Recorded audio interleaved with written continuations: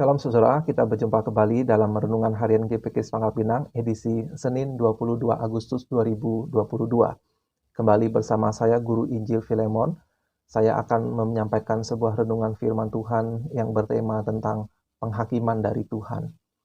Untuk memulai, mari kita berdoa, meminta pimpinan dari Allah yang memberikan firman-Nya kepada kita, agar Dia menolong kita untuk memahami penjelasan-penjelasan dari firman Tuhan ini, dan juga untuk kemudian mengingat dan melakukannya dalam kehidupan kita. Mari kita berdoa. Tuhan, kami ingin kembali membaca dan merenungkan firman-Mu, belajar dari firman-Mu, sebab firman-Mu adalah penuntun, pelita bagi kaki kami. Biarlah Tuhan lewat pembacaan dan perenungan firman-Mu pada hari ini, melalui rekaman ini, kami bisa kembali diingatkan, siapakah Engkau ya Tuhan dan siapakah kami, agar kami bisa hidup sesuai dengan rencana Tuhan bagi kami di dalam kehidupan kami sehari-hari. Pakai hamba-Mu ini untuk boleh menjelaskan kebenaran firman Tuhan. Hanya di dalam nama Tuhan Yesus kami menaikkan doa ini. Amin. Bapak Ibu Saudara sekalian, sebagai orang-orang yang sudah percaya kepada Tuhan Yesus, maka salah satu doktrin yang penting yang harus kita ingat bahwa hidup kita di dalam dunia ini pada suatu hari akan dihakimi oleh Tuhan. Bahkan semua orang di dalam dunia ini suatu hari akan menghadap kepada tahta pengadilan dari Allah kita. Semua orang akan diadili menurut perbuatannya. Ini adalah satu poin yang penting yang harus kita ingat di dalam kehidupan kita sehari-hari. Sebab apa yang kita lakukan hari demi hari, dari Senin, Selasa, sampai hari Minggu, diulangi di hari Senin berikutnya, sampai akhir hidup kita. Kata firman Tuhan itu akan dihakimi. Tapi penghakiman bagi orang percaya seharusnya membuat kita itu bersyukur, ya, bukan membuat kita waspada. Kalau kita waspada berarti ada dosa yang masih kita sembunyikan di hadapan Tuhan. Tapi kalau tidak ada, maka penghakiman dari Tuhan itu justru membawa kita sukacita karena keadilan Tuhan akan ditegakkan. Tapi kita perlu melihat bagaimana Alkitab mencatat tentang hari penghakiman tersebut. Renungan hari ini saya ambil dari kitab Wahyu pasal 20 ayat 12 hingga 15. Demikian firman Tuhan. Dan aku melihat orang-orang mati, besar dan kecil, berdiri di depan tahta itu. Lalu dibuka semua kitab, dan dibuka juga sebuah kitab lain, yaitu kitab kehidupan. Dan orang-orang mati dihakimi menurut perbuatan mereka, berdasarkan apa yang ada tertulis di dalam kitab-kitab itu. Maka laut menyerahkan orang-orang mati yang ada di dalamnya, dan maut dan kerajaan maut menyerahkan orang-orang mati yang ada di dalamnya, dan mereka dihakimi masing-masing menurut perbuatannya. Lalu maut dan kerajaan maut itu dilemparkanlah ke dalam lautan api. Itulah kematian yang kedua, lautan api. Dan setiap orang yang tidak ditemukan namanya tertulis di dalam kitab kehidupan itu, ia dilemparkan ke dalam lautan api itu. Amin. Demikian pembacaan firman Tuhan. Dari pembacaan tadi jelas kita melihat sebuah adegan yang cukup menggentarkan hati, bahwa setiap orang, baik itu orang yang mati, itu akan dihakimi Tuhan. Di situ berulang kali ditegaskan, yaitu menurut perbuatan mereka.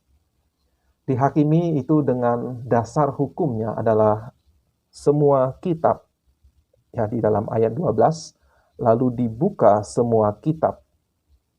Orang-orang mati dihakimi menurut perbuatan mereka.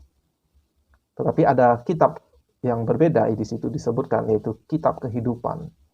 Jadi orang-orang yang namanya tercatat di dalam kitab kehidupan itu, berarti mereka diselamatkan. Dan kita tahu, kita percaya bahwa orang-orang yang terdaftar di dalam kitab kehidupan itu adalah orang-orang yang percaya kepada Tuhan Yesus sebagai Tuhan dan Juru Selamat, yang betul-betul punya iman yang menyelamatkan, kaum pilihan Allah.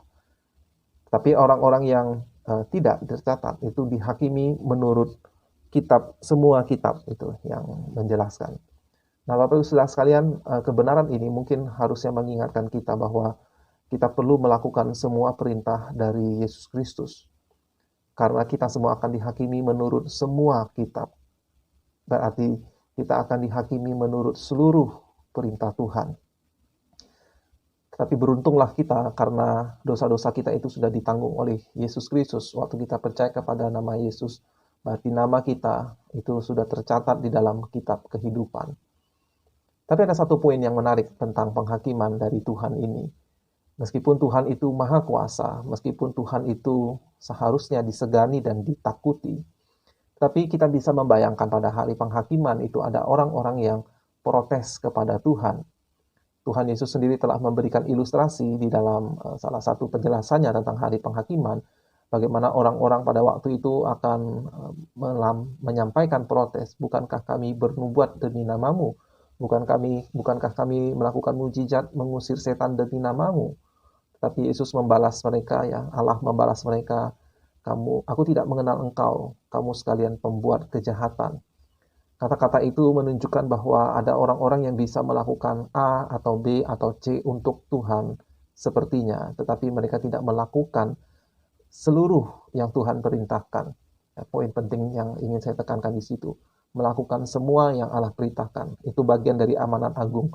Pergilah, jadikanlah semua bangsa muridku. Baptislah mereka di dalam nama Bapa, Anak, dan Roh Kudus, dan ajarlah mereka melakukan segala sesuatu yang telah kuperintahkan kepadamu.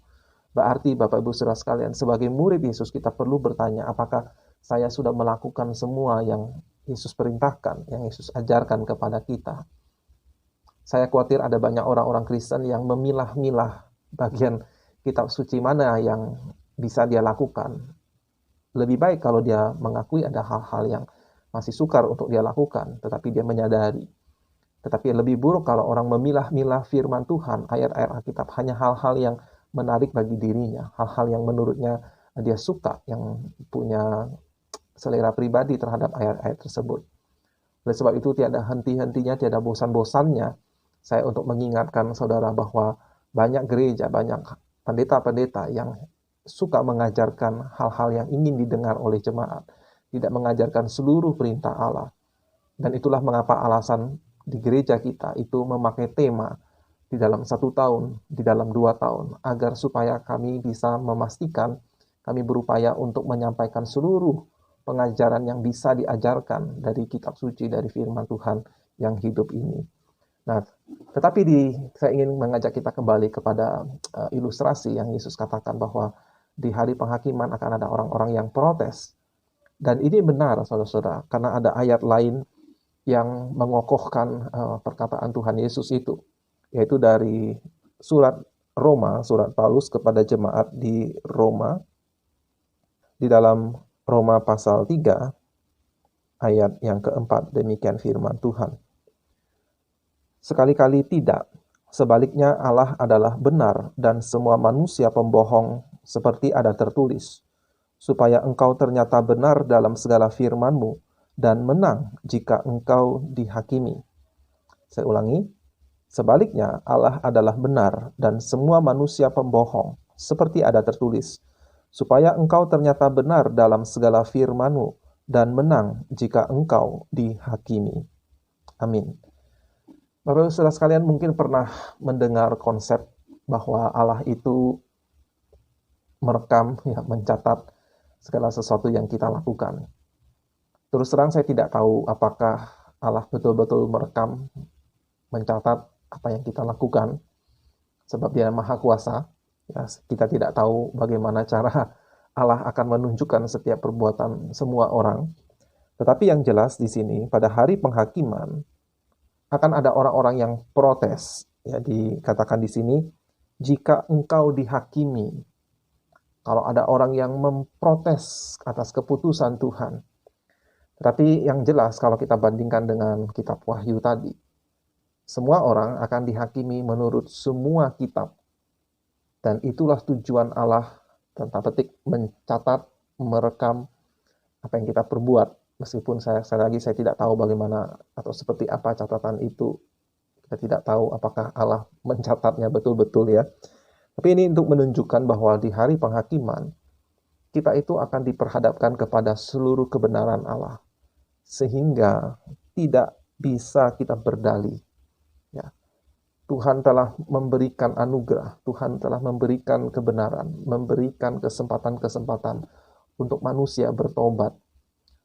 Saya masih ingat ketika saya membawakan renungan ketika salah satu jemaat kita mengadakan ibadah syukur untuk rumah baru yang mereka tempati.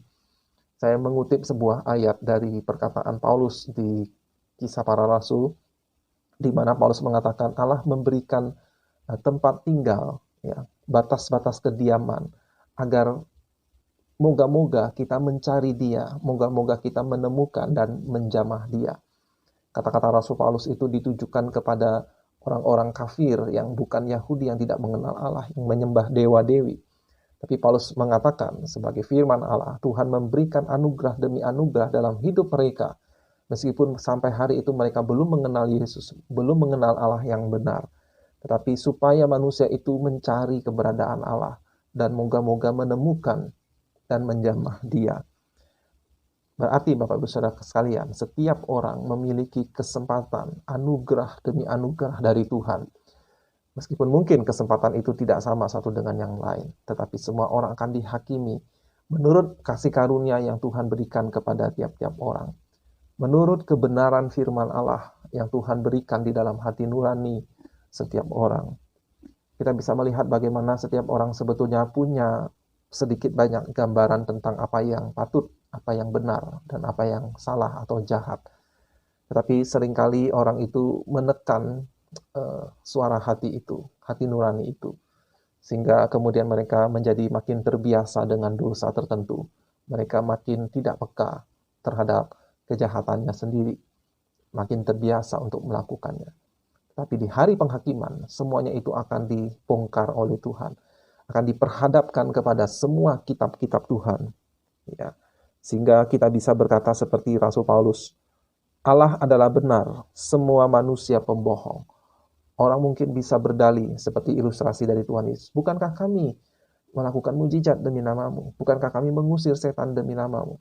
Mungkin dalam istilah sehari-hari, bukankah kami menjadi pengurus gereja demi namamu? Bukankah kami memberikan persembahan demi namamu? Bukankah kami memberitakan Injil demi namamu? Tetapi Tuhan tahu hati yang terdalam. Siapakah atau apakah yang paling kita kasihi? Apakah kita menjadikan Allah sebagai harta yang paling berharga bagi kita? Atau sebetulnya di dalam hati kita, di dalam ketersembunyian kita, kita lebih mencintai yang lain ketimbang Allah. Pada hari itu, kita tidak bisa berdalih. Akan terbukti Allah adalah benar, semua manusia pembohong. Seperti ada tertulis, supaya engkau ternyata benar dalam segala firman-Mu, dan menang jika engkau dihakimi. Saya akan tutup dengan sebuah penjelasan yang saya pikir cukup penting untuk kita ketahui. Pernah ada sebuah pertanyaan, bagaimana orang percaya itu bisa melihat orang-orang yang mungkin mereka kenal, orang yang mereka cintai, kasihi di dunia ini, tetapi orang yang dicintai dan dikasihi itu ternyata tidak masuk ke dalam surga, tidak diselamatkan. Bagaimana perasaan mereka di surga, di langit dan bumi baru?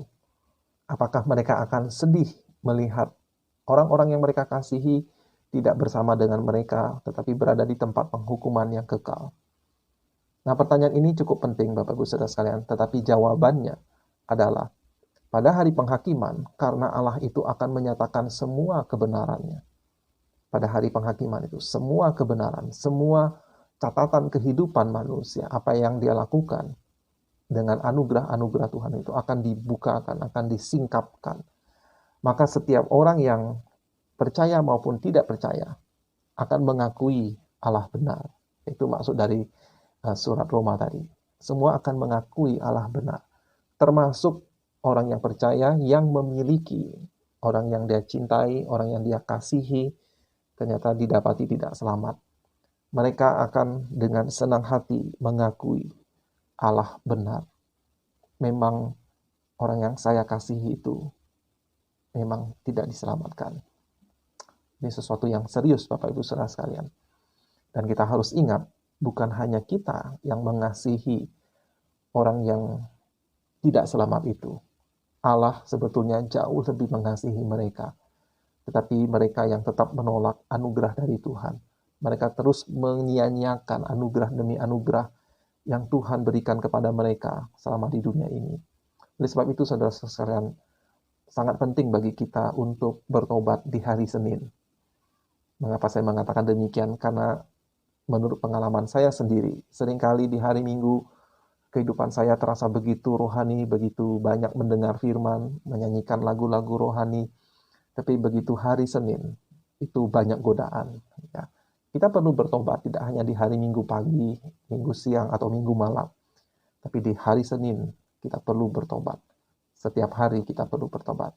Kiranya renungan hari ini boleh memberkati saudara, agar kita terus minta Tuhan menjaga kita, dan kita terus hidup di hadapan hadirat Tuhan.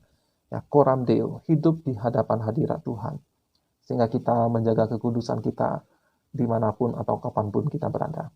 Sampai jumpa di renungan berikutnya. Tuhan Yesus memberkati saudara.